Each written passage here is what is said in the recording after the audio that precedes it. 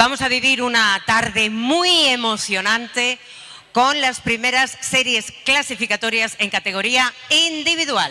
So the first solo heats are going to be starting off in just a couple of minutes' time. Yo creo que todas las personas participantes pueden entrar y pueden ocupar sus lugares. If you're taking part, feel free to find your seats and take your places. ¡Adelante! Please, as usual. No opening the bags for the moment. Nadie toca el puzzle de momento. Buscáis vuestros lugares en las mesas. En esta primera ronda de clasificación tenemos casi 180 participantes y buscaremos las personas que pasen a la segunda ronda, a las semifinales pasarán 85 personas, algunas por tiempos y otras por países. So we're looking for 85 of you to go through to this week's semi-final. Esa semifinal que viviremos semifinales, porque habrá 3 semifinales que darán acceso a la gran final que viviremos, Charlie, el sábado por la tarde. And then on Saturday afternoon, the grand final, and they'll be the people who go through from the semi-finals later on this week. Vamos a dejar que la gente se siente, vamos a dejar que vayáis ocupando vuestros lugares para explicaros. Todo el mundo ha leído las normas, las bases, pero sí que vamos a hacer una pequeña modificación que queremos que sepáis a la hora de abrir vuestras bolsas, porque como novedad en este Campeonato del Mundo 2025, como novedad, cada una de las personas que participan se van a encontrar una bolsa cerrada con 2 puzzles. Lo vemos allí. Vale. Cada persona, Charlie, tiene una bolsa con 2 puzzles. So you have 2 puzzles today. You have to do one of them, 2 500-piece puzzles. You must choose and assemble just one of those puzzles. The first 85 of you to do so will go straight through to the semi-finals. Primera decisión estratégica. Cuando os digamos vais a poder abrir esa bolsa, hay 2 puzzles de 500 piezas. Tenéis que elegir rápidamente qué puzzle vais a realizar y os vamos a dar para ello 1 minuto de tiempo para elegir y también para que abráis con la puita que tenéis encima de la mesa para que podáis abrir el puzzle solamente que vais a realizar. El otro bajo la mesa. Now, we have last year rule changes didn't go down very well. I'm hoping this rule change is going to be a game changer. I think and I hope you're going to like it. So, when we are going to ask you to open the bags, when that goes to 1 minute to go, if you look at the underneath where it said individual, the counter on the right-hand side, when that gets to 1 minute, you may open the bags and look at the puzzles and cut the seals. The seals will be things. Ha sido una petición y la organización ha querido atender a esa petición. Y ha habido esa modificación. Can we make sure not everybody speaks English or Spanish? Can we try and make sure that everybody understands it is a new rule? We've just had word through that we can go through with this. I want to make sure the judges will be especially vigilant to make sure. So you're going to open your bags, but you may not open the box. You may cut the seals on the puzzles. Importantísimo.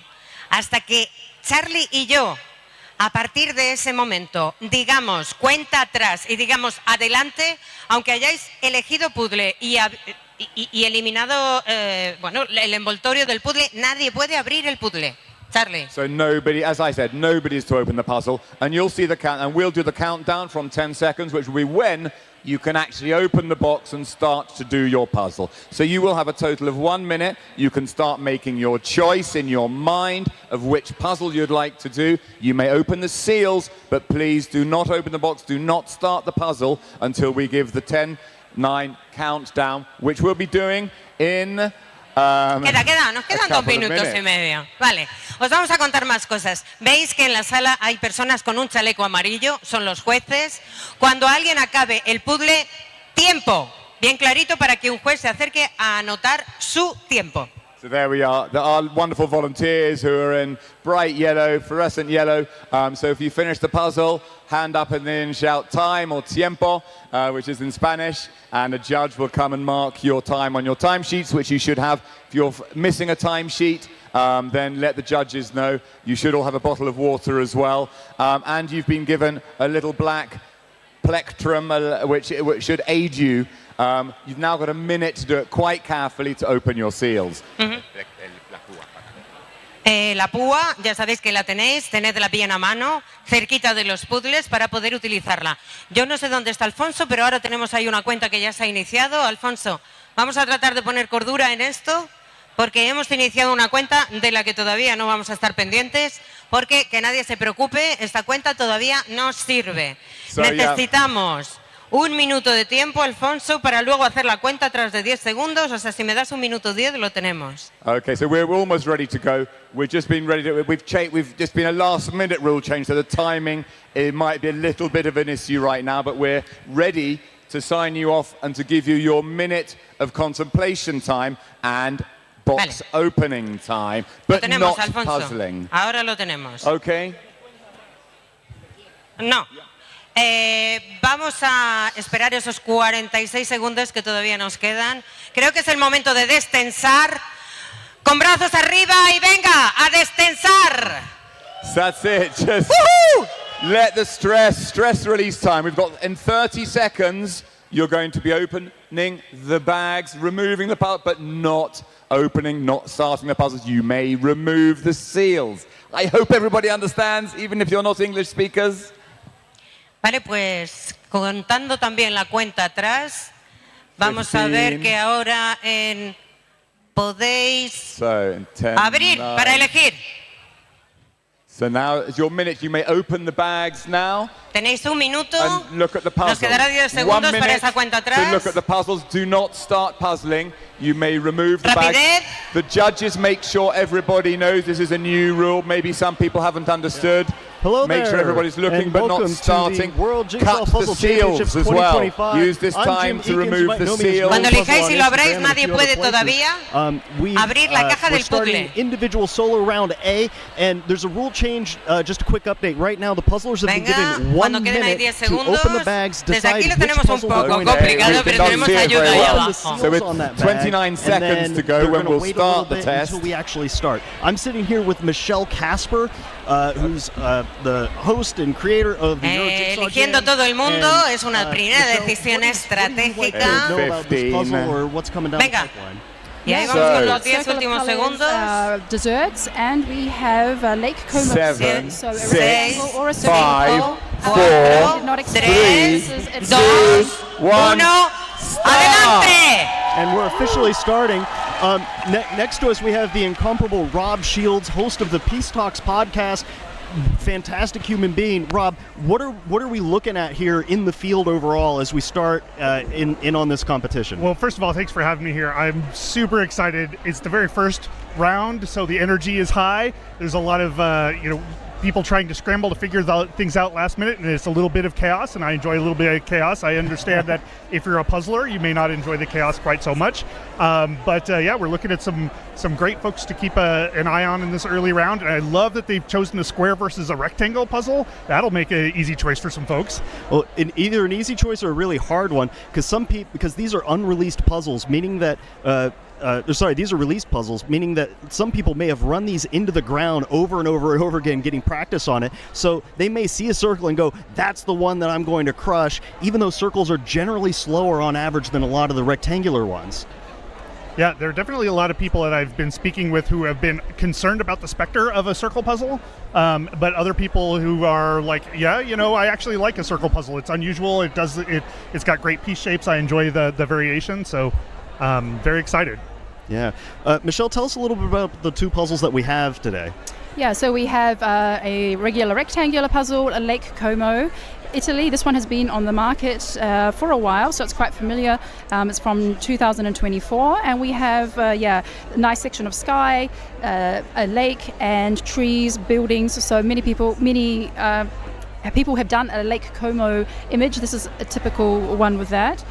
We also have Circle of Colors desserts. It's one of the in the style where the color goes in wedges around the puzzle. So some circle of colors have the colors going out in rings. They are generally harder, but this is a wedge style puzzle. So we're going to see people start with one color. I personally have done this before, and I know that green is a good place to start, and then kind of work your way around the puzzle. So two very different choices for landscape photography and round illustration. Yeah, and we're coming up on the 2 minute, about 2 minutes and 14 seconds into the competition here. Usually on a rectangular puzzle, the flip for some of the top puzzlers is going to be done in about 3 minutes, and they'll have either the initial border or a first target picked out. On circles, it can sometimes take a little bit longer because the pieces are awkward, and they can kind of get in the way, and it's not always sure exactly where to start outside of either the center or a specific color. We're trying to get an idea of if these puzzles have been run before, but we can also see the initial tables really making excellent progress here. I think at table 6, that's Maha Brastro from Germany, who last year came in 50th place overall at Worlds, and at number 7 we have Camille Un at number 55 from last year as well. It looks like Camille is about to finish her flip and get started on things. Rob, do you know if these puzzles have been run a whole lot or what the times might be on it? You know, I did try and look that up. Unfortunately, my Wi-Fi is dead, so I can't provide any instantaneous information. And sadly for all of us, we don't get any more advanced notice of what the puzzles are, so we couldn't do any upfront research. So as soon as I get that information, I'll definitely provide it. I do think it's interesting that I think this is Maya, you said, is doing has got a tray going on right there, trying to maximize use of space. Oh yeah, and it's interesting because a lot of puzzlers, there's debate about use a tray, don't use a tray. I think if you're doing a circle, a tray really helps on this half table because you can make a little extra space because that circle takes up so much room if you try to do the full border right away. Yeah. Yeah, when I do a circle puzzle, I tend to pull out the border at the beginning just because it's easier to find at the start, but I may just place it off to the side and then start my assembly with a big bright color section somewhere in the middle, just because, the border, especially on a table of this width, it will go from top to the bottom and you will get really cramped. Yeah. So something that we can tell you that's very different to last year is that there is a lot of chatter in the room. Normally when as soon as the puzzlers start, it is quiet and you just hear the little tip of the little pieces being flipped. Everybody is chatting, everybody's talking about the puzzle choices. There is a buzz in this room.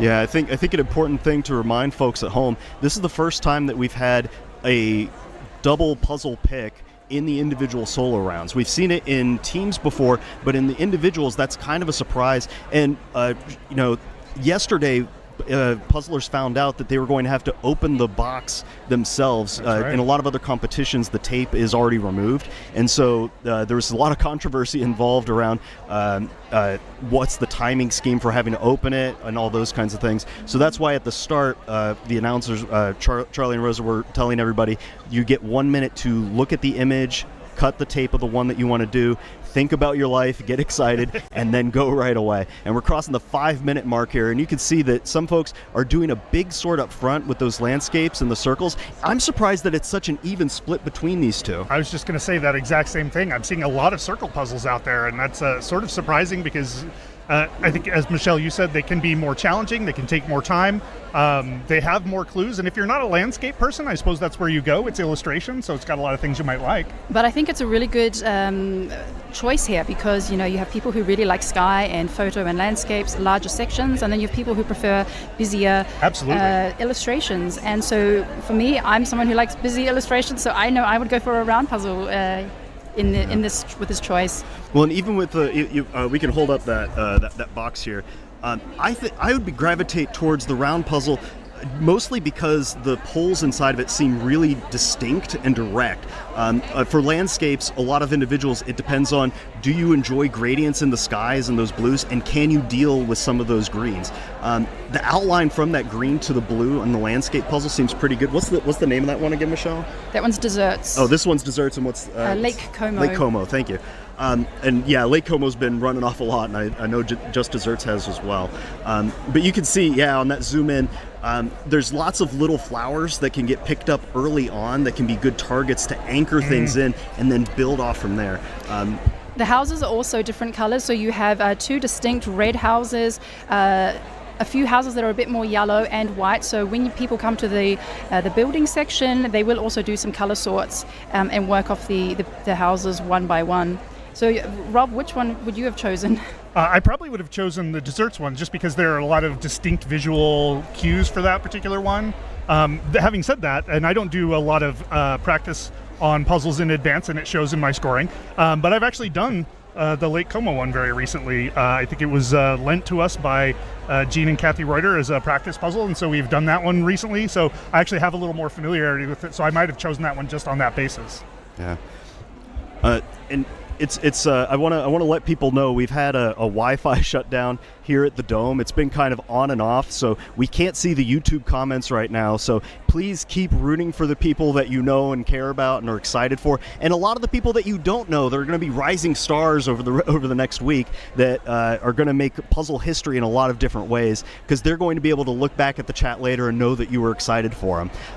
I wonder if we're going to be able to clear the room on this one, because these are two pretty well-known puzzles, and I think they're pretty straightforward. We might be able to see the entire room get cleared out here. Well, and as was said earlier, I think that the fact that these are two very different kinds of puzzles is great. There was a lot of chatter early on that maybe you'd get two puzzles that were similar enough that you'd have to make a hard decision, and this does sort of just make it like, okay, well, obviously not this one, and then you can sort of dive in, and that increases the odds by a pretty substantial amount that it will clear the room, as you said. It also, like, if you are, I'd be interested in both of your opinions on this, but having more puzzles means that if you're a person who practices a lot, you're likely to have seen a lot of these puzzles maybe multiple times. But if you're a person who practices less, it means that you're like, it increases your chances, but you may not see either of these puzzles. So it, in a way, and I've been argued against this, so I'm happy to hear about it, but in a way it seems like it biases the person who's really more committed to putting effort into the competition. Yeah, I think there's definitely advantage for the puzzlers that have access to a huge library of puzzles and the time to go through and do them, because a second run is almost always faster than your first run. Yeah. Typically we see about a 10 to 15% jump between a first run and a second run if you do them pretty close. So folks might be doing a first run against people that are doing a second run, and that can feel a little uncomfortable, and I would imagine that a lot of the competitors are wondering if they're sitting next to somebody that picked a different puzzle, did they make the quote-unquote right choice? I try to remind people whatever you picked is the right choice in the moment, and you just have to go and keep running as fast as you can. So now we're starting to see people assemble. We had just David from Italy. He was starting with the orange section of the circular puzzle, and at table 166 we have Mona from Germany. She's looks like she's got a bit of the greens going. She's got some of the cakes already pulled out, so kind of hopping around a little bit. But yeah, it's going to be really exciting to see how people assemble this. Here we have someone assembling most of the border, but not completely closing it off, just to make sure that they have space to slide to sort the rest of their assembly area. But boy, you can tell, just as you guys were saying, how much of the table that circle takes up, right? Like once you close that circle, you've got a big, like, you're either puzzling right inside of that circle or you have to do a lot of space management. Yeah, that's something that I do with circular puzzles, is that if I do need to do the border early on, I will do it in sections, but not completely close it, and then I can slide pieces in and organize my pieces better until I have enough space to close it off. We see the person to the right, they have the purple section done. We have a big cake covered in blueberries. We have a 3-layered purple cake and some cupcakes, figs, and a really good chunk there. So I'm assuming that this person has done this before. I can't see the table number, but they are making excellent progress. Yeah, you'll also notice that some people have fans on their table, and in any of the wide shots, you're going to see people fanning themselves. It is hot in the Dome today. Everybody's sweating a little bit, and I think that might also affect a lot of the competitors, because if you get too hot, it's hard to focus in on what you're going to work on. Oh yeah, you can see up there, this is the Dome. It is just pure sunlight, which is a lovely day, but it makes it really, really hot. Yeah, and we're in the middle of a heat wave, I am told, and it's only going to get warmer throughout the week. Oh, wow.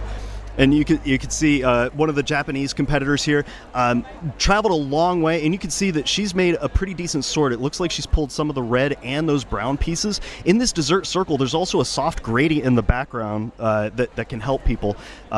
And there's a lot of debate on how much sorting up front can be effective. Wow, so there's somebody who's doing a serious sort. Yeah, Johanna from Norway is doing a great sort there. You can see all the colors spread out in a rainbow section, and yeah, it'll be interesting to see which one she goes for first. Oh, yeah. And the surprising amount of circle puzzles. I don't know if it's just the shots that we're choosing, but the circle puzzle seems to be dominant out there. Yeah, Heather from the UK is going for the blues. We have, lots of nice variations of blue colors there. So turquoise, some darker blues, pastels, and it looks like she's making a great sort there. She's got the starting with the border and little bits as she finds them, but she's also got a great pile of red sorted out to the right of her. It's interesting. Yeah. I'm just looking down the first row of people, which is generally where you put the faster competitors. Almost all of them are the landscape. Looking down the second row, almost all of them are the circle puzzle. Yeah, and just something about the table numbers. The positions tables 2 to roughly about 20 or 25 are all the people who in this round who have been in the final from last year's World. After that, it is a mixed bag. We have some champions and shooting stars of speed puzzling in the back row. We also have some average puzzlers placed towards the front. So that just because there are some people placed towards the front, don't be surprised if there's going to be a fast finish coming away from the back of the room. Yeah. If you're in the comments, we're starting to be able to see some of them. I want to make two different estimations. What do you think the first place time is? And what do you think the puzzle for that one is going to be? I think that some of the folks that are in that upper echelon of puzzling, they've probably done Lake Como a whole bunch because it's been used in a few other competitions. So I'm thinking that Lake Como might hit maybe around 34 minutes for somebody that's really locked into it. Maybe if for people who have been doing the desserts, it might be around 38. But I think Lake Como is going to be the faster puzzle for a lot of people that enjoy landscapes. Yeah, I mean, this really plays to Kiara's strength. Kiara is amazing at sky and landscape and photography, so this one is really playing to her strength, and that's the one that she's chosen. But really interesting split, as you say, Rob. The most of the front row are doing the landscape, and the second row is doing the illustration. So here at table 10, we have Julia from Austria, and she has done a quarter. She is flying here. Wow, yeah. She was in the final last year. She was the highest ranked Austrian, and she is coming in strong. She's obviously done this one before. A quarter of the way done, and we're not even 14 minutes in on this whole thing. That is fantastic puzzling. But you could also see, I think that's table 3. Yeah, Tira. Yeah, Tira, one of the top puzzlers from Sweden. You could see that they have that entire sky already built out, and a lot of that bottom blue. It's interesting that she didn't do a full border, but those blues just caught her eye, and she built those really quickly. Even when there's the same puzzle picks, there's not always the same methodology. You can see on table 2, Kiara went for more of the border outright and is trying to outline some of that ocean and grass or ocean tree line. Just real quick, a couple of stats or bits of information. Part of the bits of information is I'm going to butcher everybody's name. I apologize. Sadly, it's something I'm becoming known for. But Tira was second in the Slovenian Championships in November. I think Slovenia had actually 2 since last Worlds. She was 8th in the Swedish, 4th in the Finnish Nationals, and 5th in the Nordic competition. Yeah, she's definitely a rising star to watch from Sweden. And I feel like I would do some disservice if I didn't talk about Kiara. Kiara is a veteran on pretty much every puzzle scene you can imagine. And she's been doing this Worlds at least since 2022. She was 11th last year, but got 4th in the German Championship, 9th in Finland, 1st in Italy, 14th in Euros. And if I can plug my own podcast, we have a podcast devoted just to her, episode 13, where she talks about marathon jigsaw puzzling, which is a passion of hers. And Rob, please plug Peace Talks every chance you get. For those of you listening, it's a fantastic deep dive with some of the best puzzlers and community builders that you could ever want. You learn so much about puzzling, and Rob does a great job interviewing people on it. You were very kind. The puzzling community is just so nice that it's really easy to have great conversations with amazing people. I had a conversation with Alejandro Clemente Leon And he is not just one of the world's greatest puzzlers, but also one of the world's greatest humans, as near as I can tell. And that is true of a lot of the puzzlers I talk to, so it makes it really easy to have great conversations. And man, table 10 there, that's Julia. She's just plowing through that. Yeah, just chewing through it rapidly. And what I really like is how she's using both hands to pick up out of the pile the things that she wants to work on next. It's real easy to fall into the trap of using your right hand to give pieces to your left hand and then taking them over. She's just using both hands to individually pick up pieces. Really, really great work. And Moana here from Germany, she's gone for the sky corner on the landscape image, doing a great job there. Looks like she's now starting on the water section. Yeah. Yeah, this is, you can, at least for me, when I look at what she's got going on here, I definitely picked out the parts that I probably would have gravitated towards first, and the rest looked like kind of green mud to me, which is part of the reason that if I hadn't had experience with this puzzle, I obviously would have chosen the other one, just because choosing the distinctions between a dark green and a light green doesn't come easily to me. So. Yeah, I've noticed a lot of Europeans tend to gravitate towards landscape puzzles in general. I think that maybe that experience doing large-scale puzzles that have a lot of trees, they can catch on to little differences in the texture or the patterns of those greens that can jump out and make life a little bit easier for them. But this person's doing a really good job just knocking those blues out rapidly. I think they're maybe about somewhere around 20% done, so about 100 pieces in. You can see these two tables, they are about neck and neck, slightly different spaces. I would think the one on the right, I so think left that's is Steffi B from Germany, who lives in Finland, and she is an amazing puzzler. You may remember her. She was going neck to neck with Kristen in the boathouses in Sweden in the first round last year. Everybody was wondering who's the lady in the striped shirt at the back.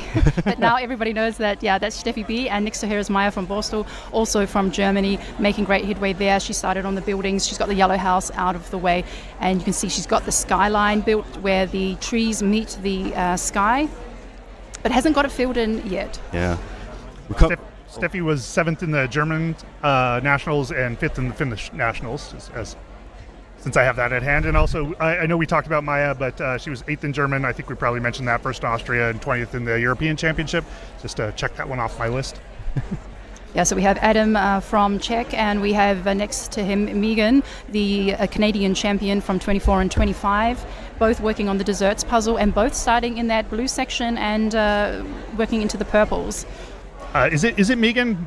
Man, yeah, so I've been pronouncing it Megan, sorry in advance. But she is the one that I am one of the sort of 2 or 3 that I'm just super eager to see how they do, because she's sort of an enigma in the Canadian scene. She comes, she wins nationals, and then she doesn't appear again until the next nationals. This is her first appearance at Worlds. I'm really excited to see how she plays out here. And Shea from the USA, almost halfway done with the desserts puzzle. This is excellent progress on a round puzzle. She's got some of the board already pulled out just off to the side, but she's not. She's going to do it as she goes, color for color. Yeah, I really got a plan. I really like how she went for the smallest and clearest color gradients first, right? Like knocked out that stretch of purple, then went into the light blues and then the greens, and is now working back to do some of that brown and orange that might look a little split before getting into the pinks. It's a really smart play to stay organized and keep moving. And we had Karen Puzzles in the chat was saying that the circle one might be easy initially because of that first half, but then the browns are going to be really difficult, and I think she's spot on with that. Speaking of Shea, she's primarily a virtual competitor. We don't see her competing in person a lot. She was first in the second in the Texas state competition. So she's another one that I'm super eager to see how she plays out, because we don't get to see her in live competitions much. And here are Camilla from France, and next to her Lenka from Slovakia. And so Lenka in the front row is doing the circular puzzle, and actually the second half of the front row looks like they're also doing the desserts puzzles. But Lenka, she's such an exciting puzzler. She's the type of puzzler that will participate in a 24-hour marathon, and on her break in the 24-hour marathon, she will participate in an online peers 1,000-piece competition. She tests the limits, she pushes herself, and it is really paying off. She often she's always in the top 10 of the Euro Jigsaw Jam and hitting that podium spots. So really exciting to see how she's does going. The Euro Jigsaw Jam a lot. She's got a lot of EJJ competition, so I imagine you're fairly familiar with her. She's also second in the Portugal competition, 7th in Czech, 2nd in Austria, and 18th in the Euro Championship. Yeah. And I want to point out Camille from France and number 7 there. She was on the team that came in 3rd place in the organizational competition last night. But nice. Check out table number 172. I think that's Rachel Chambers. Is that right? That is Rachel. So she is a recent star that's just emerged on the UK puzzling scene, and she has been doing amazing. And she is in the back row, but let's keep an eye on her. She is doing fantastic. Yeah, getting that line across the lower, the upper part of that water is going to let her sandwich down a little bit into that green area. I think that bright green forest area at the bottom, there's some at the top that's a little clear and then some that's fuzzy, and she might be able to distinguish between those pretty easily. Rachel's been a huge rising star in the puzzling world, just been putting up amazing times. Really excited to see how she does in the rest of this. But we can see here with the split screen, we have Shay from the U.S. Blasting through that circle. On the outside, there's about, if I remember correctly, it's 56 pieces on the outside for the circles, and on the rectangular ones, it's 86 pieces. So if you're playing at home, it's going to be somewhere around 10 to 17% of the entire puzzle once you see that border, depending on which one they pick out. First of all, I love that you always know those numbers. And second of all, does that change the way that you might approach like if you just had no experience with either kind of puzzle, like knowing that the border is more or less of the overall puzzle? Like it seems like it could be, if you're an edge-driven person, having more edge might be a little more of an advantage. I think it could go either way. Part of the snag with the circles, because they're so big, it doesn't give you a lot to latch inwards towards once you have that entire border built out. And so you have a whole bunch of space, but then a lot of travel room that you have to go through in order to get things locked in. Whereas with the rectangular ones, you kind of have those corner areas where it's a little easier to see where maybe 4 or 5 pieces can link in rather than only one going around the entire outside. Yeah, I was actually thinking that the rectangular would be beneficial if you're an edge person, just because there's much more of it. Mm-hmm. And you're saying a bunch of things that actually contribute even more towards that. If you're just coming into these blind and have a preference or don't have a specific preference, edge might be a good starter, depending on the puzzle, obviously. And if you've never done a circular puzzle before from Ravensburger, the piece shapes are really wonky. They are really confusing, and so it's not the type of puzzle to start on if you've never done a circle puzzle before in your training. And we're coming up on the 23 minutes and 30-second line, and these folks are doing absolutely amazing. And we're getting another zoom in on Shay here, eating through that red. I think that might be one of the cherry cakes, and she's doing it a little higher than you would expect, but I think it'll probably slide down a little bit. Yeah, that strawberry one, and it's just going to be a matter of how can it link in. What do you guys think of the pressure of being in a room with so many fantastic puzzlers all at the same time? Well, I know that having talked to a lot of the kind of world's best puzzlers, it can get to you. It is an actual thing you have to worry about. It is a very different thing than if you're competing at home, either through like speedpuzzling.com or EJJ, and than it is here. It is a different thing competing in a virtual competition to competing live. That's a step up, and going from live to a nationals is a step up, and I understand that going from nationals to worlds is another step up. So there's a huge amount of pressure that even the people who look the calmest, they're still feeling that internally. The getting out of your own head is a key component to being good in these world championships. On the other hand, we have people here who are just here for fun and are not bothered by that at all, that they're competing alongside national and world champions. For some people in the room, the goal is just to finish in the 90 minutes or, maybe just get over halfway. Who knows? Everybody has different goals, and we're here to cheer on everybody, regardless of their previous experience and speed. We want to see everybody achieve their goals and see as many people finish their puzzle today. Yeah, I'm a huge fan of the underdog or the slow-moving puzzler, because I am one of those people. I enjoy the fact that I get to compete in amongst some of the world's best and do something that I really enjoy doing while everybody else is doing it in a fun situation. So absolutely on board with all of that. But if you are a person who's here to try and do well, that is a thing that you need to worry about is can you get your head in the right space. And on the table behind, we can see number 19 with the wombat on the table. That's Sammy Brownlow from USA. Next to her is Jeanette from Slovenia with a dragon on the table. They are doing 2 different puzzles. And I love that they both have their mascots. Yeah, even though the mascots take up space, sometimes they help give you that little thought of you're not alone at the table, and that's a big part of puzzling community is that everybody wants to cheer for each other, and you're never really alone, even though you're doing something by yourself. And here at table 26, this is Christina from Spain, also known as Luneta. She is launching her second puzzle. Last year, the Ole brand launched 2 puzzles, one from Alejandro and one from Luneta, and she will also be launching her own puzzle, a new one from Alejandro called Autumn Pieces, and there's a third puzzle that's going to be released. That's Wednesday and Thursday at the cafe across the road from the Dome. That's really exciting, and getting to meet your puzzle heroes is huge. The folks from the Mexico on that contingency are making a really big splash this year.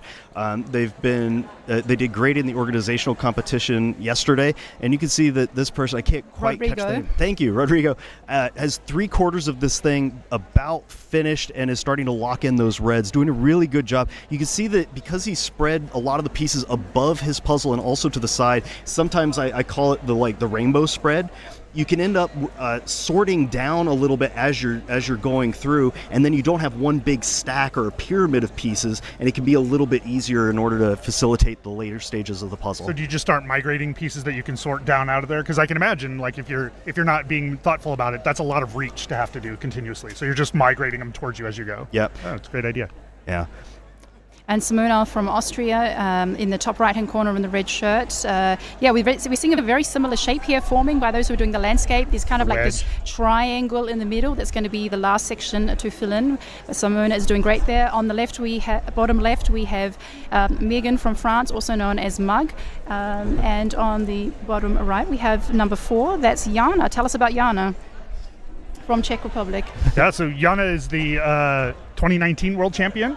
Obviously a member of the Czech team, the Puzzle Queens, who are a dominant force in the team side of things. Jana herself was 4th this year in the Czech Nationals, 11th in the Euros, and another great person to watch. It's good to see her doing so well. Yeah, and regarding about why many of the Europeans favor these photographic images, it's because in Central Europe and Scandinavia, it's very common for people to grow up with these types of images. These are the images that they know.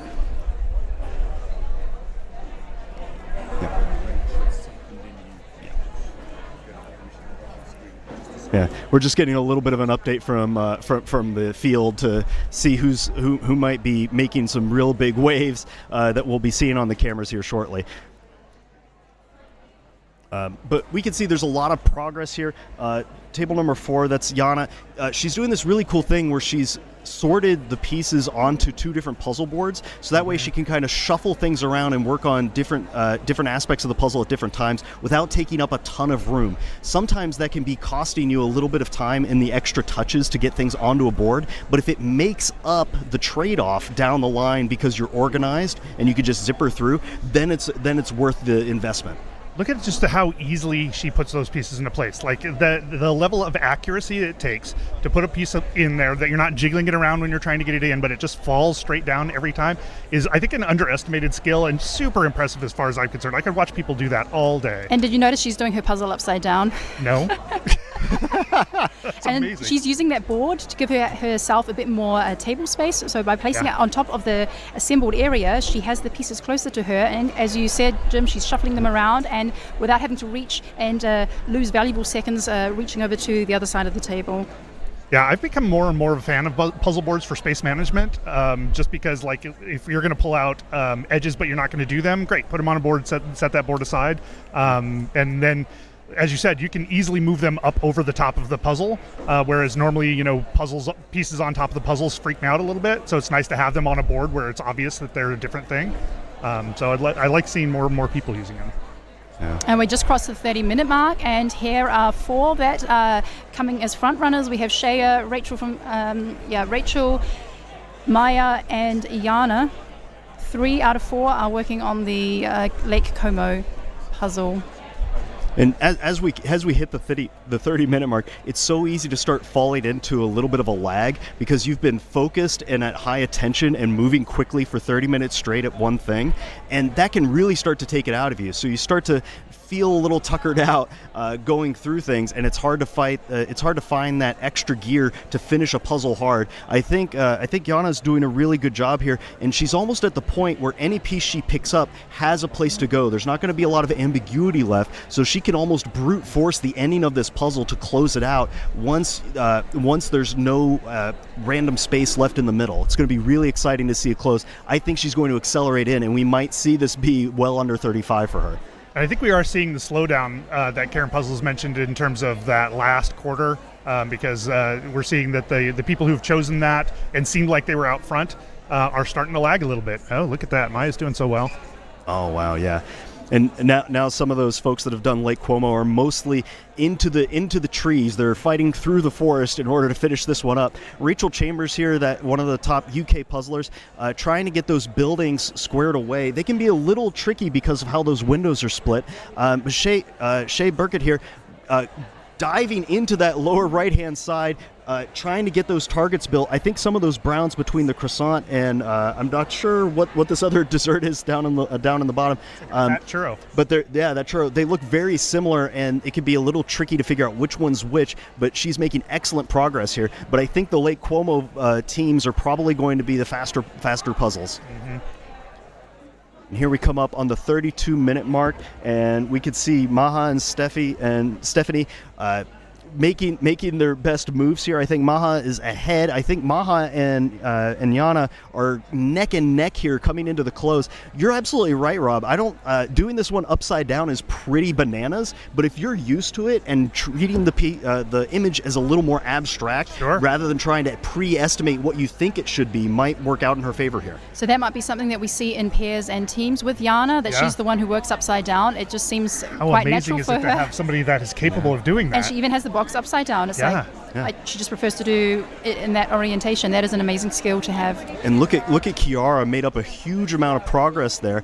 I think piece-wise she's behind Yana at this point, but she's making excellent moves here. We're coming up on the 33-minute line, and I hope all of these puzzlers are trying to hit that sub 35-minute or just their personal best here. But they are making some great moves. You can see that because Kiara has done that rainbow spread, there might be a little bit of a trap here where you can end up with a split pile, where some of the pieces that you want end up in either above or to the side rather than where you plan on looking, and that can be a little tricky. So if she sorted that well, then it's going to play off for her, and I think that's the key point about sorting that goes wrong for some people. Oh, and look at Yana. She's using that puzzle board as sort of a jail, and she's hopping from side to side, figuring out, oh, let me grab this one, let me grab the next one, this one over here. I really hope I get to talk to her to ask her about what the mechanism here is, because it's fascinating to watch her build this through. And putting the puzzle board right on the puzzle itself gives her a little extra space and brings the pieces closer to where they're going to end up. And that, you multiply those extra little bits of distance over the course of 50, 100 pieces, that saves you seconds on the clock. And we're coming right down to it, but I wonder if you could explain Puzzle Jail real quick?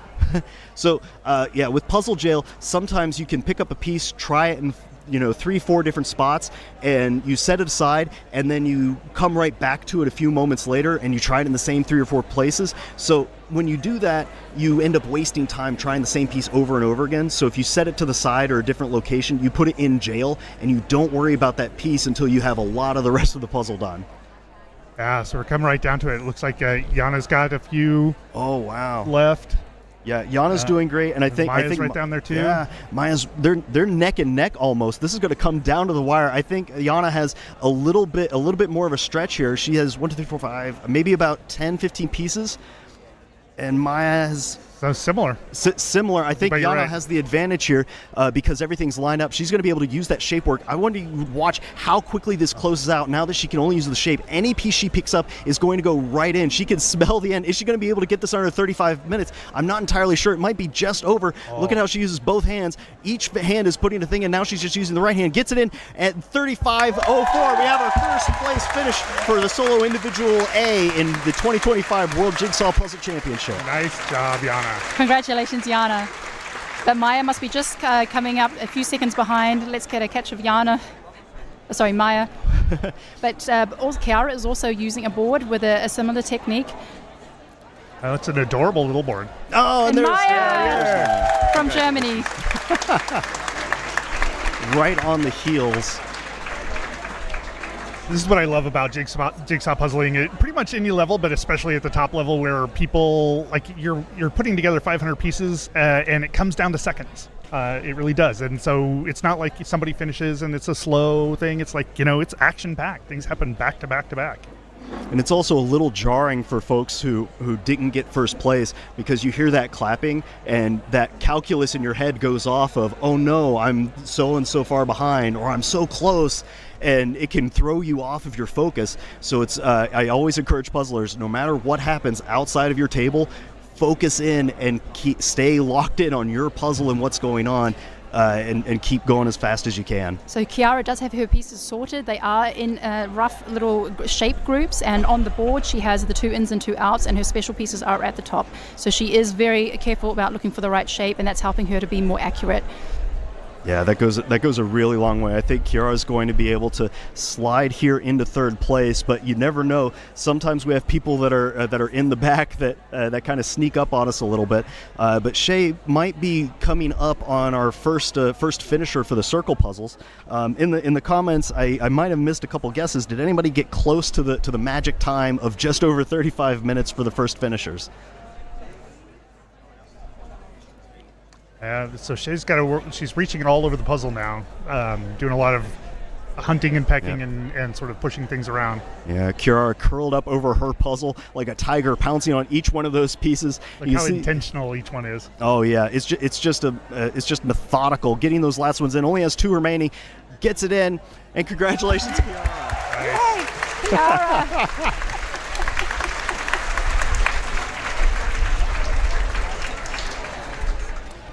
And I want to remind folks at home, these puzzlers are making it look easy, right? If you just pull a 500 off the shelf and you're not a speed puzzler that's practicing in any way, it's gonna take you quite a while, probably over 2 hours to get one of these 500s done. And these folks are just really phenomenal at being able to target the parts that they want to work on, pull it out of the pile, and then zipper it up very, very quickly. Here we have Elodie from France and Charlotte from Germany doing fantastic, also coming in to the final section. So they're finishing on the yellows and oranges.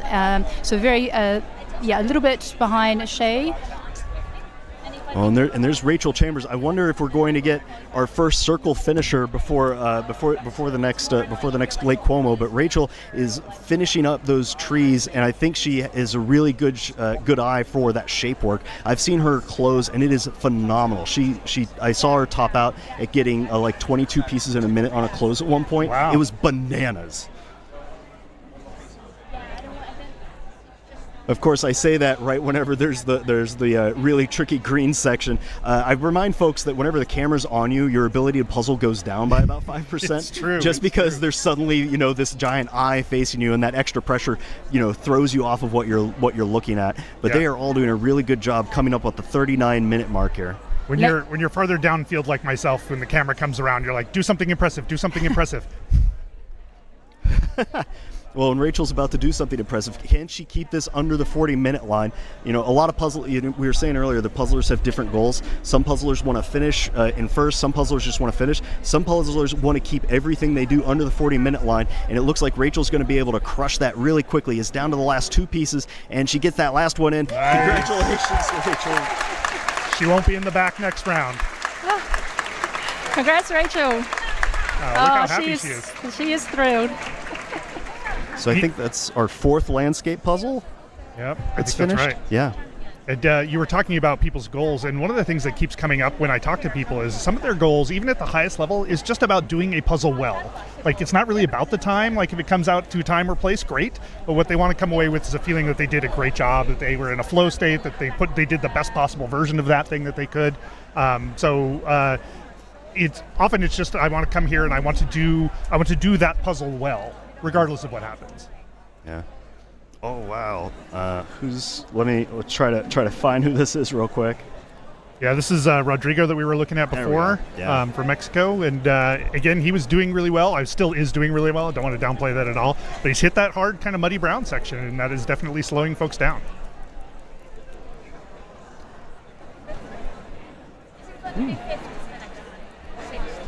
Steffi B in the top left is looking really great. Here she has the dark foresty areas still to go. it'll be interesting. Is that a shape sort of somewhat, or is she just grabbing from around the puzzle? I think Shay's down to the last 2-3 pieces here, going to be able to lock it in. We're going to have our first circle finisher. Oh. Congratulations. And she's got her headphones in, and I wonder if that means that she's got things loud enough that she hasn't really been able to pay attention to what's going on. Because she looked around like, how are things going? I hope so. I've heard several people ask, is listening to the commentary while you're speed puzzling helpful in any way? For a lot of the top puzzlers, no, because it throws them off whenever you hear what other people are doing, or we might say a suggestion that isn't what they're immediately doing, and it distracts them a little bit. So a lot of the top puzzlers aren't listening to the commentary. Just as a point of reference for the future, but they are listening to some cool jams. I was noticing on the American What's Up chat, there was some conversation about playlists. So playlists top of mind for some folks. Yeah, and you get the buzz in the room is all over the place right now because people are excited to see how are we going to round out the top 10 of round A of this individual solo competition for the World Jigsaw Puzzle Championships 2025, and it's really exciting to see who's going to be on that podium out the gate. And I think Rodrigo here has a shot at being able to pull it off. It looks like he's at the state of the close where anything he picks up can go in, so using that shape work is going to be really important. Oh, but look at this. Is this Steffi? Steffi, yeah. Yeah. Steffi down to the last accelerating into the end here. This is my favorite part. Oh yeah, and she's using both hands. Saves time on the travel to get that in. It looks like she's picking up with her left to drop it into the right occasionally, but is down to the last 2 or 3. It looks like there's 2 pieces left. One more. Is it missing somewhere? We might have a missing piece. Oh, there it is. We found it. Yeah.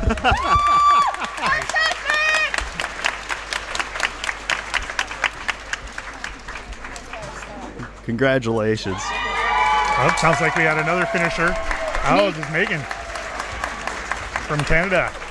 Nice. All right. Oh, and there's another finish. Tyra, congratulations. Tyra. All right, we're finishing back to back to back right now. Yeah. Rodrigo coming into the end. It looks like there's 1, 2, 3, 4, 5, 6, 7, 8, 9 pieces left. Oh, yeah. It's, Shell? Sheller? Yeah.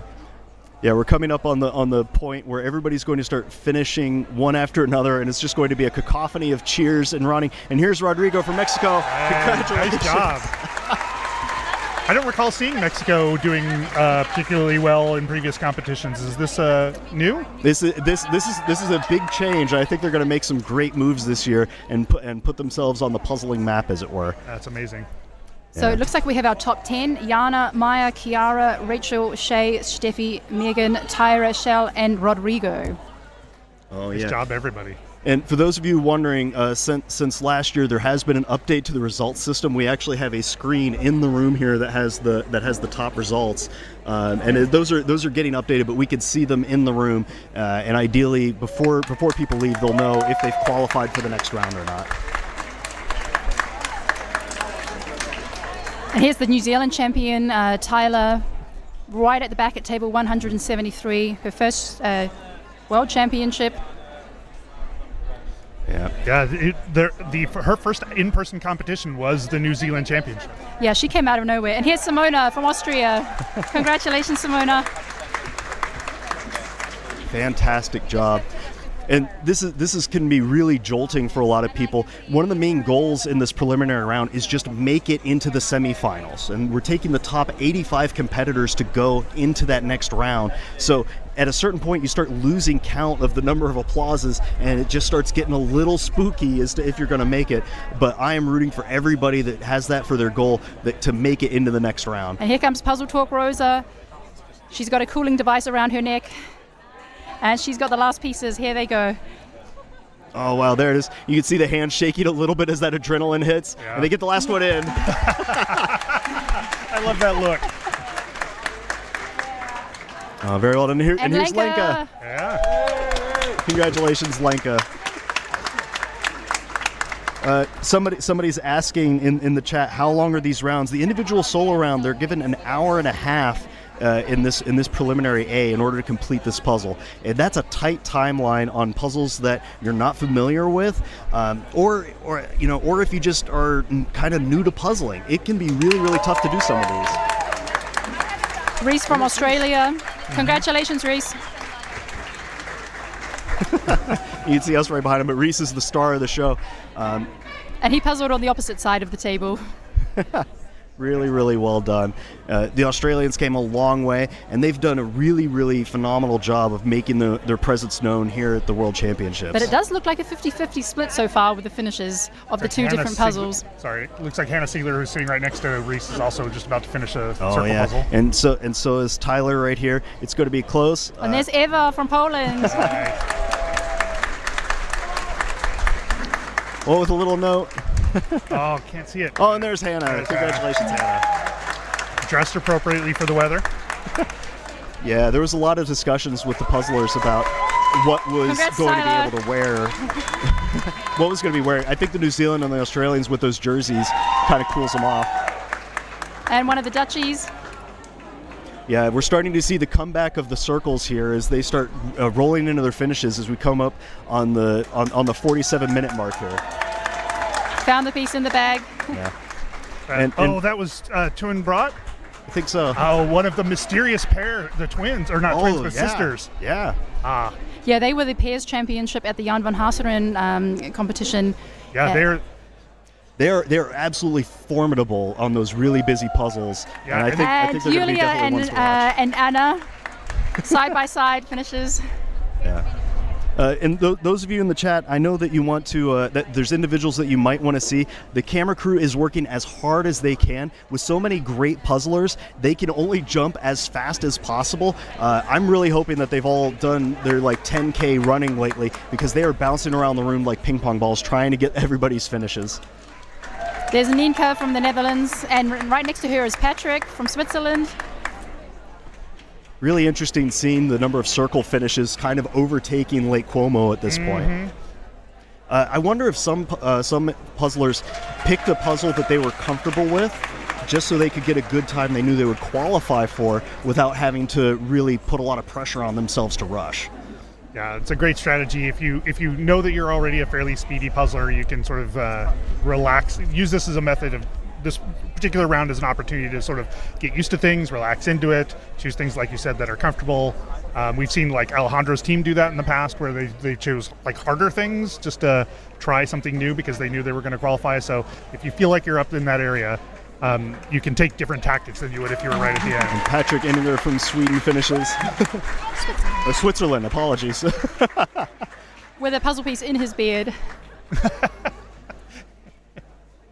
Yeah, the puzzle fashion is on point this year, and it gets better every year. I think this is Peter from Denmark closing in on those on that green forest. That particular chunk of the Lake Como puzzle is pretty tricky because all of that is very fuzzy, similar green texture that bounces around from left to right within the puzzle. So it's not a surprise that we're seeing a lot of people finish in that zone as we cross the 49-minute line. Oh, wow.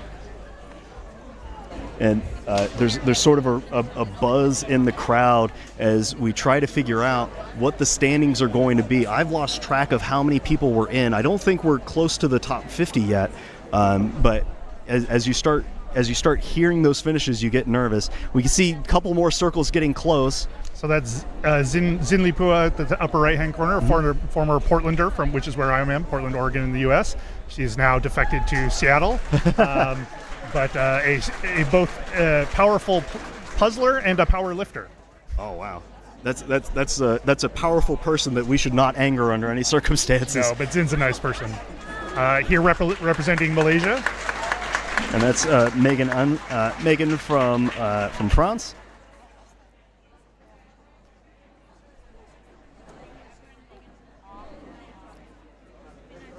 And there's Sammy Brownlow from the U.S., doing a fantastic job finishing up this puzzle as quickly as she can. That lower left-hand side with the oranges and yellows are tricky for everybody, but you can see her hands are moving so fast trying to get those last couple of pieces locked into place. The adrenaline is really hitting a lot of people at this point, and the heat can really take it out of you.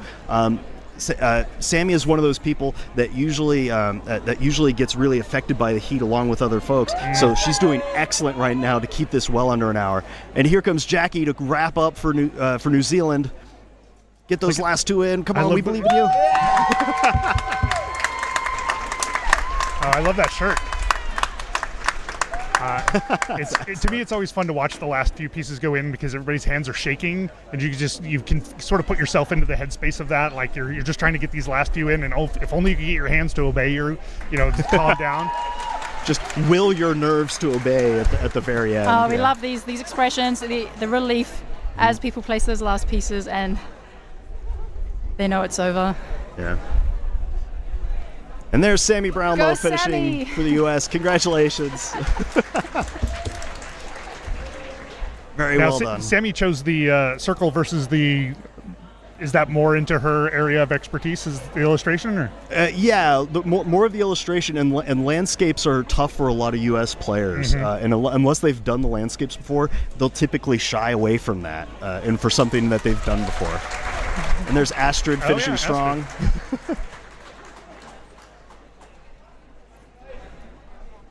Here's Stein from Belgium, one of the most traveled European puzzlers. He's gone to championships in the Netherlands, Belgium, Slovenia, Germany, and Spain, of course.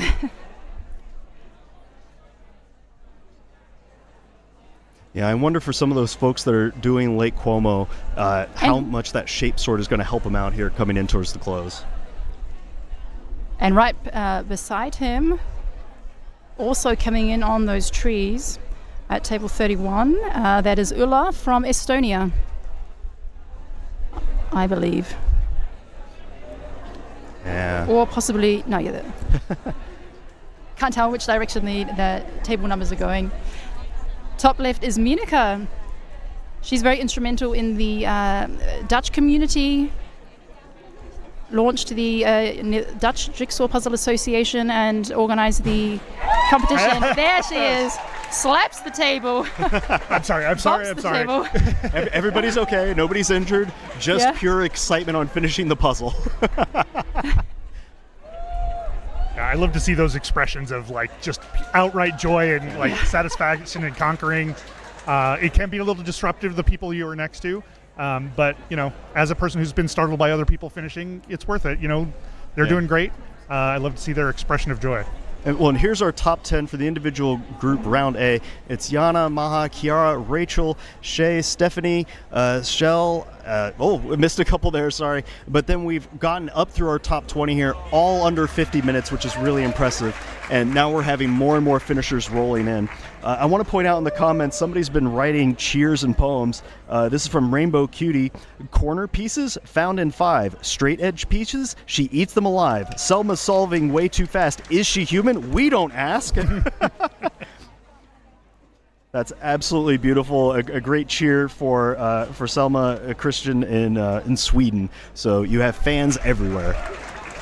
Oh, that's Jacques from South Africa. Yeah. Oh, looks like he has a missing piece. It did look that way, yeah. On another circle finish. Those oranges and browns giving a little bit of trouble, but closing it out quickly. Very well done. Looks like Pedro Cruz.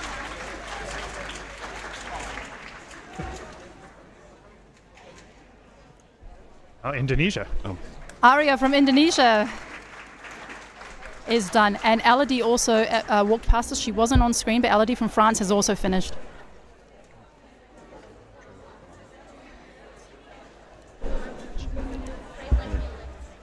Daria from Denmark on the last piece. There we go, Daria. Saying what we're all thinking. And her Danish friends behind her supporting her, very happy. Here comes Jeanette.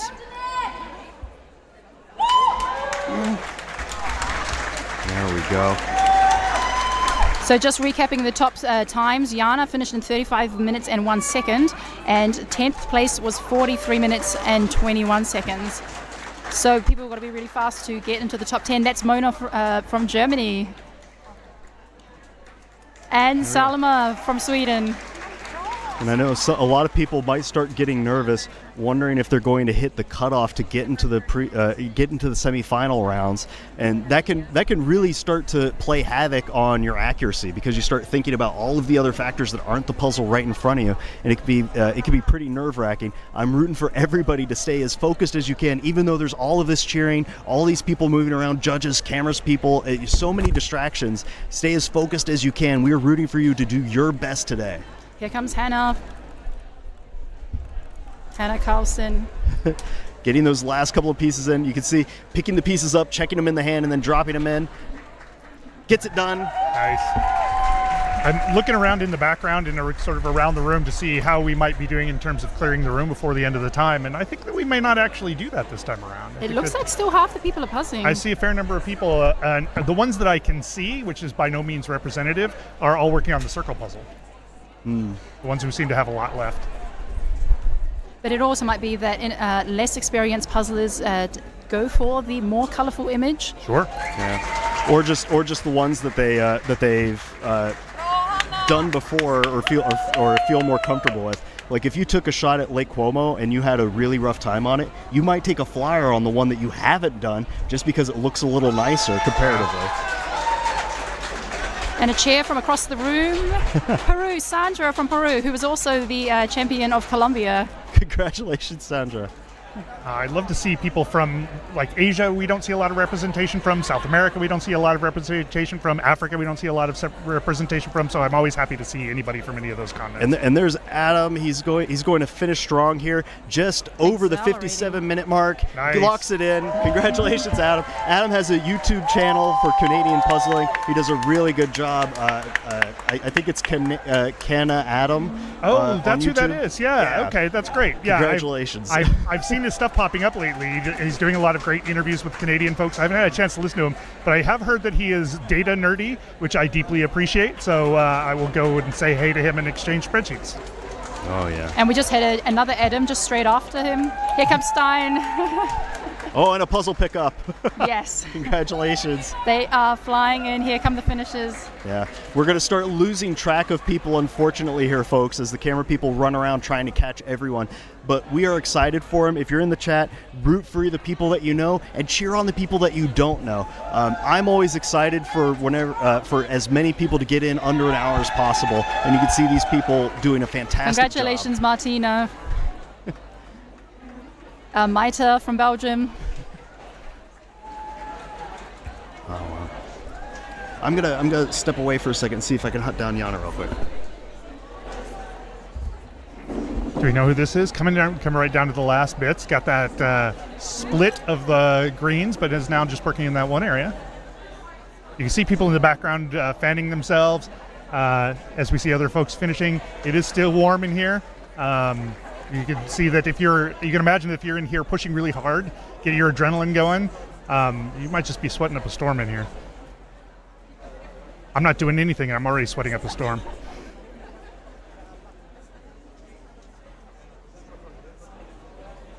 There comes Jukka from Finland, also working on that last tree section. Oh, some nice gaps here from Maud in France. Easy to drop in those last pieces. Yeah. Congratulations, Maud. Here we go. Yes, and another finish on the other side of the room, possibly from Germany.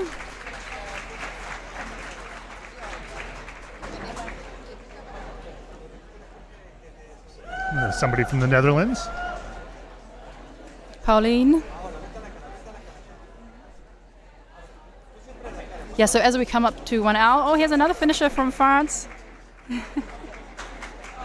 Feeling like I'm seeing more French folks than I am used to seeing.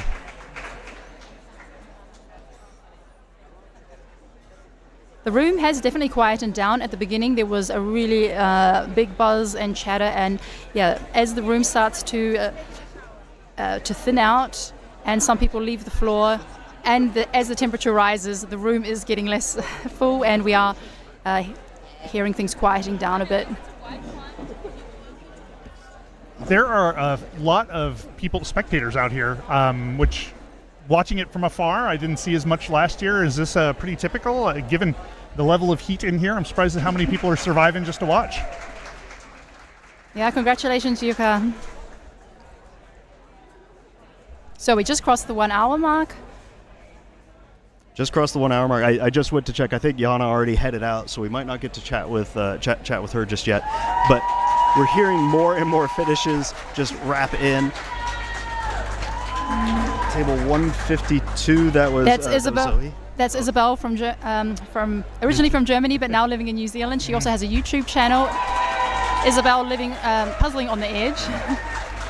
There's a lot of puzzlers that, even though they live in one country, they're registered as another, and part of that is because the country requirements is that you have to be a citizen of that country in order to be registered. So there's probably a lot of names that you recognize, or you may know that person and live right next to them, but they're registered for a different country. Just things to be aware of this year and going forward. So if that's a little surprising, the reason is they have to be a citizen of where they're puzzling from.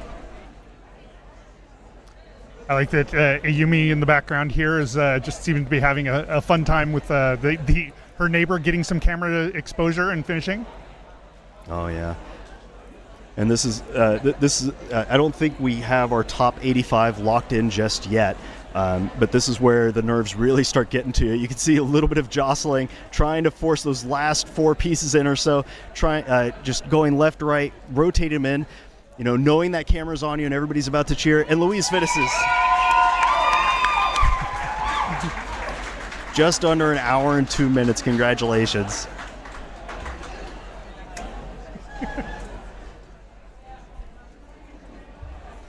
Oh, I don't envy all the judges here either. Special shout out to all of the volunteers that decided to lend a hand and are running back and forth. Who's that at 148 that just finished? That was Hannah. From Sweden.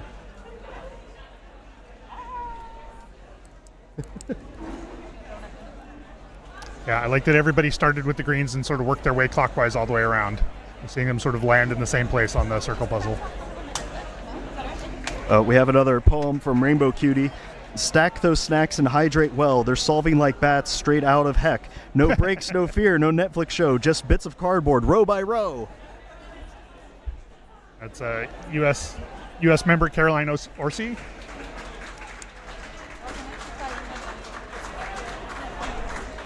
Another circle puzzle wrapped up here. Hi, again, we said it at the start, but I'm Jim Eakins, also known as Nerd Puzzle on Instagram. With me is Michelle Casper, runner, creator of the Euro Jigsaw Jams, and with us is Rob Shields, host of the Peace Talks podcast, and we're just having a great time learning about all these puzzlers and cheering them on and bringing them in. What do you guys think of what we've seen so far? I'm thrilled. I'm happy to see things get off on a good footing. It seems like there's some chaos to begin with, but everybody's sort of just hit their stride. We're seeing a lot of representation from a lot of different places, which I'm happy to see, and coming down to the wire near the beginning. Like, who doesn't love that? Yeah, and I think these puzzle choices will give people in following rounds a bit more confidence. Yeah. To see that there is, I think people would be fearing if 2 very similar landscapes come out, or 2 similar illustrations, then it's not really a choice. So having a round and a rectangular puzzle, as well as an illustration and a photo, I think will help calm the nerves for the people going into the second round, if it continues in this manner. But who knows? It could be anything that comes out of the bag. Yeah. While I'm plugging my podcast, let me mention that I do have a full episode dedicated to Michelle here, and it is inspiring to say the least. What she did from being interested in puzzling to then creating what is perhaps one of, if not the biggest, online virtual competition. It's an amazing story, and I'm just happy to be near you and have to have that conversation. I think that's somebody. Do we catch the table number there? Yeah. Well, I appreciate that, Rob, because I am a big fan of your podcast, and it's really great to get in-depth interviews, which is something that we don't get much of on the regular puzzling streams and at the regular competitions. When there are interviews, that tends to be quite shorter, so it is really great to have a deep dive and really get to know some of the important puzzlers and how they've set up the community and established the puzzling scene in Europe and America and around the world. Yeah, you say that you guys don't do that in-depth of interviews, but I've learned a ton from watching the interviews at the end of an EJJ competition, so they're most definitely worth hanging out for if you want to know a bunch more about who's in the community, what they're thinking, what they're doing. Some people who are not the world's greatest puzzlers have some amazing stories, and they often come out on the EJJ, so it's worth listening. Big support coming out there for table 158 as she comes up to the close. That is Imka from Belgium. Looks like missing a piece. Is the piece on the floor? Might be missing. So there is. Congrats, Moana. Just regarding the missing pieces, this year, if you do have a missing piece, you can call time. It will be 5 seconds instead of 10 seconds in the previous year. So you might see people, if they notice they have a missing piece and not even bother to go back, check the bag, check the floor, they might just call time. And the signal for that is taking both hands off the table. Side-by-side finishes here. That's on the right, Jody from the UK. One of the things that always amazes me about puzzlers is how quickly, after they've completed the puzzle, they're okay to just crumple all that work up and put it right back in the box where it came from. If I do a puzzle, I tell my partner Mari, we're leaving this one out overnight so I can wake up to success in the morning. I can wake up and go, oh yeah, I did that and I did really well on it. Look at me, right? And everybody else, as soon as they get done, they can crumple it up and walk away within about 45 seconds. It's impressive to me. Coming up here on an hour and 6 minutes and 40 seconds in the competition, and people are really trying to force their way through. We sometimes call it the great slog, where after you've been focusing for so long, your eyes start to blur a little bit. You've been focusing on the same couple of pieces. The cuts all start looking the same.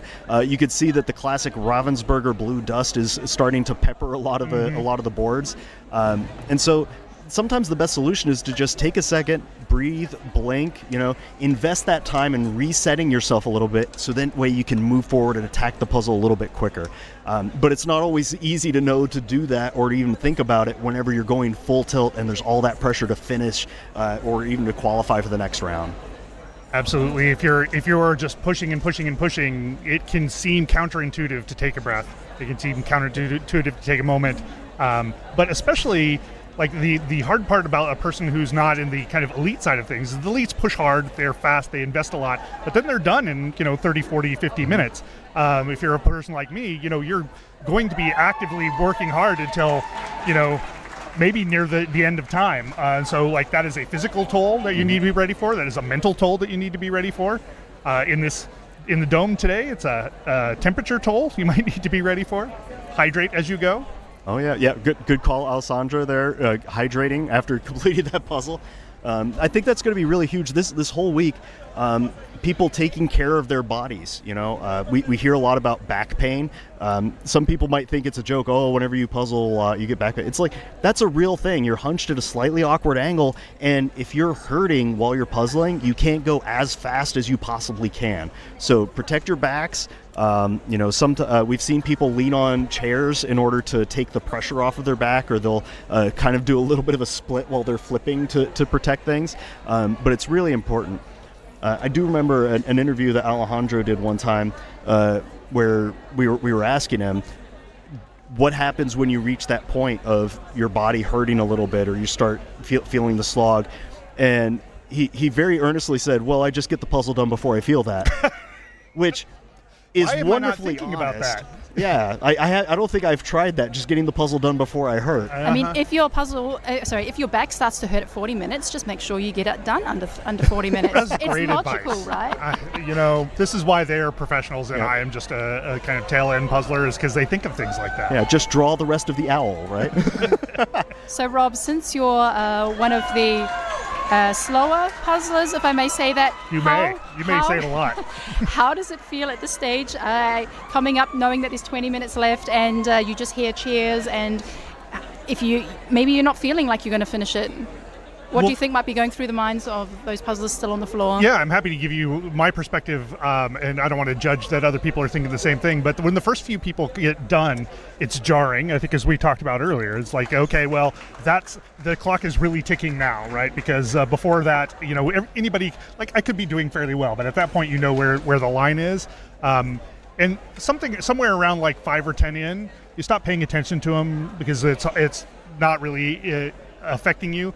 And then it's just a matter of, at least for me and some folks that I know who are about the same level as me, it's now focusing on like how can I make sure I'm in the right zone so that I can hit whatever my goals are. Maybe for me it might be just finishing, and so it's focusing back in that direction. And the closer you get, the more panic-inducing it becomes, right? Is that if you know that you've got 15 minutes left and you've got 50 pieces left, that may not be in your ability to complete. So about I don't know, 10-15 minutes from now, folks like myself will, if you still got pieces left, are starting to think about how do I connect anything, right? How do I start making any 2 pieces together, because those will count? Or is it 2 or 3 this year? 3, yeah. So any 3 pieces together so that they count against my total. So it really, it's a different shift in how you think about things as you get closer to the end. And that's also an important point too. It doesn't stop. I mean, yes, when the time limit is up, that is not the end of it. People are still ranked according to how many pieces are left, because somebody might have 3 pieces left and another person might have 200 pieces left. So pieces of 3 or more assembled count as being assembled, and then anything that's 2 or a single piece gets pushed off to the side and counted, generally in groups of 10, and those numbers will be written down by the judges. Yeah, just to make a couple of notes from the live stream. We really appreciate the shout outs for the commentary, and we miss Val too, and we hope she's here. I'm really glad that she's taking a year to enjoy herself. It really did take a lot out of her right now. It's a lot to do. How she did it as a individual for that whole time is amazing. It's going to take an entire army of folks to even come close to doing what she's done. So really big shout outs to Val, and we're excited to just be here in her legacy, doing what we can, and carrying on what she's built as best we can. There's a question here, Rob. From somebody in the chat asking, what do you think of Worlds so far? Is it what you expected? And what rounds are you in that people can be excited for? Wow. Great question, person who's probably not related to me in any way. I'm just as excited as I thought it would be. It was just the kind of spectacle I thought it would be. Unfortunately for me, that the folks at home don't have to contend with. We have a giant screen that blocks out most of what we can actually see. So I don't get to watch everybody doing everything, but I do have a pretty good line of sight onto some of the best puzzlers in the world, which is pretty great. I love seeing all the people who are out here. It's exciting. I'm happy to be here. I get to meet a lot of people that I've never actually met in person. For example, Michelle, and a lot of people I only know from Instagram handles, so it is a joy for me. I am competing in pairs in round C with Jeff Sosby, who is a person we picked up out of the Portland Jigsaw Masters. He's from Seattle, and we were looking for a 4th person for our team, and he was looking to decide whether or not he would go to Worlds, and we were like, hey, if you come to Worlds, we have a spot. You could just be on our team. So Jeff and I will be competing in round C. And then my team, which is called Flip It, will be in round B of the team's competition. Well, I'm really excited to see what you do. I'm rooting for you to make it all the way to the finals. I think you got a shot at getting into there. Well, I will take that as a compliment and not as a pressure multiplier. But thank you so much for believing. We definitely, I think that we have our sights set appropriately for this competition. We're here to have a good time. We're here to be amongst a bunch of people that we think we really enjoy hanging out with, to do an event that we think we probably wouldn't ever get a chance to, especially if they decide to move to a qualifier sort of approach. So we're happy to be here, have the experience, do the puzzles. We hope to have some great puzzles and do our version of well. And you know who else is doing a really good version of well is Table 129. I think that's Marina Andersson from Sweden closing this one out. And just behind is Table 146. I think that is Amanda from Canada. Very well done. Congratulations to both puzzlers. Again, you can see a lot of fans. You can also see a lot of mascots on the table for people. Just a really good source of comfort inside of this hot dome. The Canadians this year are here in force, which I think there's been a real effort on the Canadian Jigsaw Puzzle Association's side to try and bring together a community of Canadians, drive the sense of community, and bring more people to Worlds. And it really shows. I'm excited by all the Canadians who are out here and the level of talent they brought. We just had a finish from Urta from Lithuania. And yeah, it's going to be exciting now to see who's going to finish in the next 15 minutes. Yeah, this is also, sometimes it can be as exciting, the last few finishes before the time runs out. Sometimes that's just as exciting as the first finishes overall. Absolutely. And we can expect... Because now you've got a whole different competition, right? Now you're competing against the clock, and like often the whole crowd will find a person or two to root for, just to be like, you can make it right across the line, and it becomes a whole different set of excitement. Oh, yeah. And Heather from the UK makes it. Well done. And we just saw another finisher just a moment ago, and the Marcus, who was the person next to the finisher, stopped what they were puzzling, clapped, and then went back to puzzling. So it's just an example of how people are just happy for other people to finish.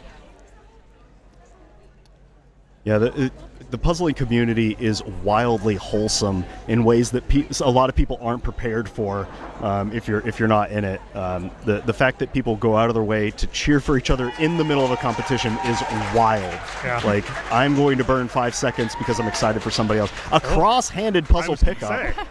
Way to add a level of difficulty. And with another flip around. What is happening here? This is puzzle madness. There's Toby with the Mabel, the mascot, on the table, and it looks like... is that Judge Judy Owl? Could look like Judge Judy the Owl is taking a break from being on Daphne's shoulder and is having a rest on Mabel's back. But he's going to finish. There we go. Congratulations. And you see a lot of people, they feel the relief of finishing, and that way they might be able to take a few steps out of this hot dome. We have 174 individuals in this round, so a little under half of them are going to be able to move on to the next round. Just a little under, just around half. Sorry, math hard words. And so I think we might be pretty close to maxing out here the folks that are going to be moving around to individual semifinals the next go around. However, there is this country rule where after the top 85, there's going to be about 5 or so individuals from countries that haven't been represented in that top 85 that are also going to be opted in to the next semifinal round. And I think that's a really, really cool way to make sure that as many puzzlers from around the world get included without affecting a lot of the other top puzzlers that can be merit-based.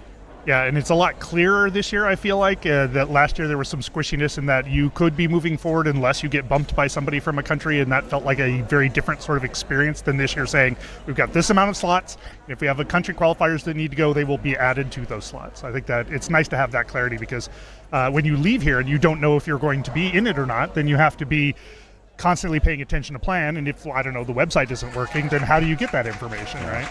Yeah, uncertainty can be really difficult. You know, we were talking earlier about the taking care of your body during all of this. You also got to be taking care of your brain, right? The mental fatigue of not being sure if you're in the round or where you're going to finish, how you're going to all those things. That adds up over the course of the whole week too. So I'm really glad that the organizers changed that rule a little bit to relieve the pressure and the uncertainty on the puzzlers, so that way they know with pretty for the most part if they're going into the next round or not a lot sooner. And Nicholas looking really strong here, finishing off in those reds. I have done this puzzle and I have to say I ended up on the reds. That for me the most confusing part is the reds. I actually start with the oranges. Oh really? Where a lot of people finish, but that's only because I do this puzzle with my daughter and she claims the greens and the blues for herself, and I'm kind of left with the leftovers, which is the oranges, and I find the oranges easier than the reds. So what you're saying is you're a very generous puzzler, and you let other people take the easy stuff right I out just the feed the way. pieces to her. My daughter said she would only do a puzzle competition if this was the puzzle, and I was like, well, you don't know that in advance. If only. See some puzzlers cheering in the background there, jumping up and down on the big screen. And just to give you an impression of what it feels like to be in this dome-shaped sauna right now, the puzzlers have red faces. Their t-shirts are drenched. There is sweat dripping off their foreheads. It is really uncomfortable, and they are pushing through this. They are focusing on their puzzle and just having to get this puzzle done. And it's really unusual, really unexpected puzzle conditions that people have to work through. I do like that some folks will just go out of their way to practice in a bunch of different kinds of environments just because they're not really sure what's going to happen when they come to a place like this. So, get themselves out of their comfort zone and try different things just because you never know what's going to happen. If you're competing out in public, that gets you used to competing with a bunch of other people and bystanders and cameras and that sort of thing. So if you're interested in trying to compete at a higher level, get out there and change up your environment. See how that works for you. I'm really excited to see that we're getting more finishers. Look at them, just coming after each other. We still have a significant number of tables still puzzling as we come into 10 minutes left. Yeah, we might be cutting it close, but we're coming in on the about 9 minutes remaining here. And this is where it starts to begin for me, the sort of U-shaped curve excitement you have. It's like you're really excited at the beginning, you maintain a certain amount of excitement throughout it, but then you get into the last 10 minutes and you get the excitement for me ramps back up again as we're seeing those people who are pushing to sort of get done in time, get done, just complete the puzzle, which is a lot of people's goals. It's very exciting to see that. Yeah, I'm very confident here for Julia from Brazil. Just got a few gaps scattered over the strip. Yep. A bit all over the place here, but she can do it. Yeah. There's a great finish. Another dessert finish. I'm definitely snacking And another after this. dessert finish. Yeah, I can't wait to see the stats on this, on how many people chose what and which ones were more performant. Yeah, I'm curious about what that distribution is, but also what's the distribution of which puzzles they had done before in making this decision. Mm-hmm. I think that would be really cool to find out.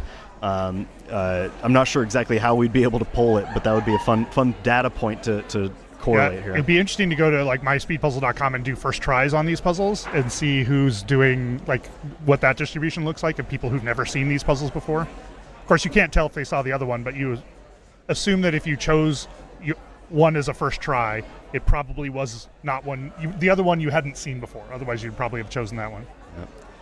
Yep. 7 there's a green gap. We don't see a lot of this. Yeah. Saving the best for last. I think they wanted to make sure to match their shirt on the wrap up there. I love that level of thinking. One can hope. We have about 7 minutes and 20 seconds left before the end of the round. A lot of puzzlers just want to finish within the time limit. Some puzzlers just want to get as many pieces done as they possibly can.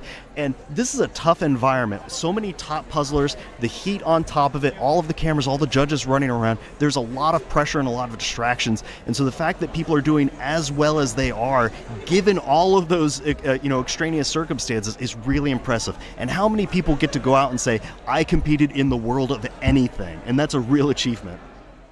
Absolutely. I plan to use that every time I can from here on out.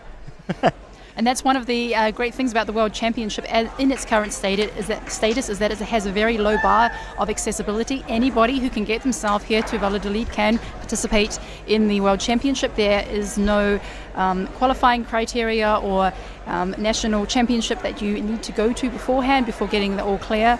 That may change in the future as the sport professionalizes, but for now, it's open for everybody. Yeah, and it's worth saying that you don't have to come to the World Championship if you are interested in trying jigsaw puzzling. If for whatever reason you're watching this as your first look at competitive jigsaw puzzling, and I know some people have. I've heard stories of people who just ended up watching like the 2023 live stream and decided that this was the thing they want to do. Usually there's a place nearby you to go do it. Usually the stakes are pretty low. It's great fun. You meet fun people. So I definitely encourage people to go out and try it. If you're not in a place that has physical access to it, there's definitely places online that you can go. The European Jigsaw Jam, obviously, speedpuzzling.com in the US. Canada has a version. I believe now Australia has a version. So if you can't get to a place, those puzzles can come to you. So definitely go out and give it a try. I think I've changed my mind over a couple of years. I used to say that the worst thing that happens if you do a puzzle is that you don't have a good time. I think that the worst thing that can happen if you do a puzzle is that you get sucked into the world of puzzling completely, and it starts to devour every aspect of your life, and you wake up dreaming of puzzle pieces, and you end up a changed person. And suddenly you're in a dome-shaped sauna in Spain for a week and having a darn good time. Absolutely. Yeah, and I just have to say the the 3 events that they have had so far have been really fun. They've been really great for bonding, for mixing people, getting national spirit together, and have been really great icebreakers. So I'm having a great time, and I haven't even competed yet. So do you want to talk a little bit about the events that have happened that haven't been covered? I guess we haven't talked about them. Well, we did a puzzle party this morning. Everybody who wanted to, it was an open invitation, showed up, and there were tables with 8 chairs, and on each table there was one box with 2 puzzles without an image mixed in together. So everybody just sat down at a table. Actually, we were officially allocated tables, but in the end the system kind of broke, and we just ended up sitting at any table with a different group of people each time and just puzzling. It was great fun. There was, first of all, trying to decipher which puzzles were actually in the box, and then, working for 15 minutes on a puzzle, switching to the next table, meeting a great bunch of people, and just enjoying social puzzling chaos. A little bit of chaos is a blast. What was the other thing that was really chaotic to watch yesterday was the Guinness World Record attempt for the 40,320-piece puzzle that was completed by a group of about 400 and change puzzlers in, I believe it was 25 minutes and 56 seconds. We're waiting on the official confirmation on that. But that was a real feat of organization and, trying to herd the cats, as it were, to do all of these little things to come together to make a huge project in such a short time. It was really impressive. And there's Yeva from Latvia finishes. So exciting to see the Latvian contingency here this year at the 2025 World Jigsaw Puzzle Championships. They're having a blast, and a lot of people are excited to meet them and hang out, myself included. And fun fact about one of the Latvians, Williams drove all the way from Latvia to Valladolid, 22 hours, split over 3 days, and he slept in his car. So that's an example of some of the lengths that people will go to get here, and he had a great time doing it. Younger person, I'm imagining? Yes. Well, it was quite an adventure. And Doris is going to finish with a couple of minutes to spare. Yeah, we have about 2 minutes and 30 seconds left in this initial round. We have some reports from the comments here that the results may not be working up on the website yet. I can assure you that in the dome we have a screen that has the results running in paces of about 9 or 10 on a screen, so people can look at that and see where they're at, even if it's not on the website just yet. So individuals, before you head out, make sure to check the screen and see what your result is to know right away if you're going to be going on to the semifinal round.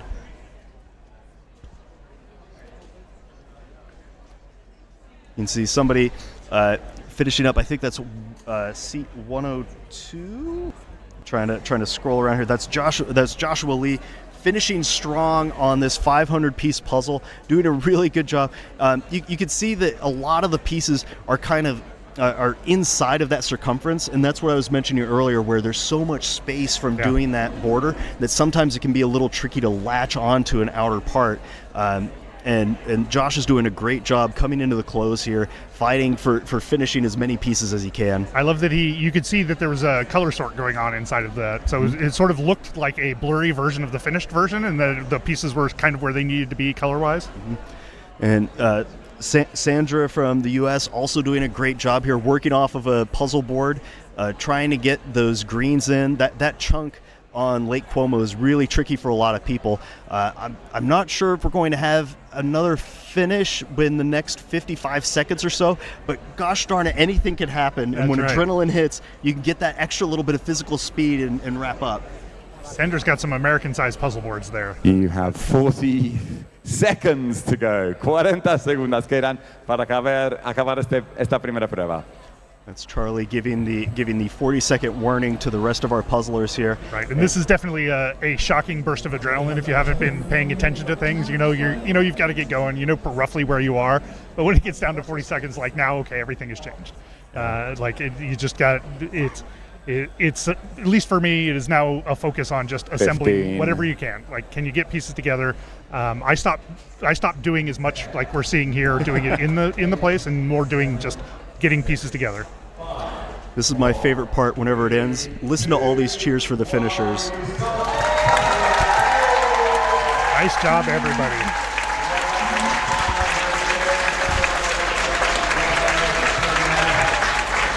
And just that outpouring of excitement and cheering for everybody, regardless of if they finished or not. Sometimes it can come down to piece count. So if you have a few more pieces in, that's huge. Yeah. And, maybe you hit your personal best just getting that number of pieces in. It's really, really cool. And congratulations to everybody so far. And we've seen ties at that level. We've seen ties in the piece count level. So it definitely is worth continuing to push. And I got to say, I've been commenting on the number of people who are here in the audience. Look at how many people are here in the audience still. Here, people who are just pushing all the way to the end. Yeah, you can see everybody kind of circling around here a little bit. Charlie giving a roundup. Thank you very, very much for joining us for this individual round A of the Solo World Jigsaw Puzzle Championships. I've been Jim Eakins. Next to me is Michelle Casper.